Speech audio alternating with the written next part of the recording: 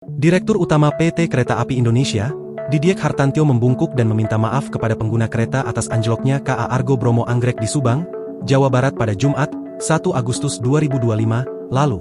Tindakan itu dilakukan Didiek karena besarnya dampak insiden tersebut. Puluhan ribu penumpang terdampak akibat 80 perjalanan kereta api dibatalkan, dan 42 perjalanan lainnya dialihkan melalui lintas Purwokerto, Kroya, Bandung. Kami menyadari sepenuhnya bahwa insiden ini berdampak besar terhadap rencana perjalanan banyak pelanggan. Kami mohon maaf atas ketidaknyamanan yang terjadi dan berterima kasih atas kesabaran serta pengertian yang telah diberikan, kata Didiek dalam konferensi pers di Jakarta, Minggu, 3 Agustus 2025. Ia menyampaikan, rangkaian kereta berhasil dievakuasi pada Sabtu, 2 Agustus 2025, pukul 7 waktu Indonesia Barat.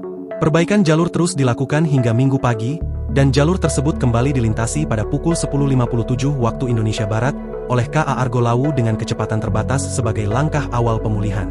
Meskipun demikian, tren operasional menunjukkan perbaikan dengan tingkat ketepatan waktu keberangkatan yang mencapai 94% pada Sabtu siang hingga hari Minggu.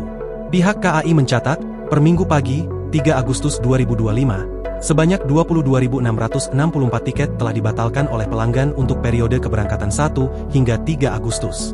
Sementara itu, 440.581 pelanggan tetap melanjutkan perjalanannya dari total kapasitas tempat duduk sebanyak 483.296. KAI memastikan seluruh tiket yang dibatalkan akibat gangguan ini akan mendapat pengembalian dana penuh. Pelanggan dapat mengajukan refund hingga 7 kali 24 jam sejak jadwal keberangkatan.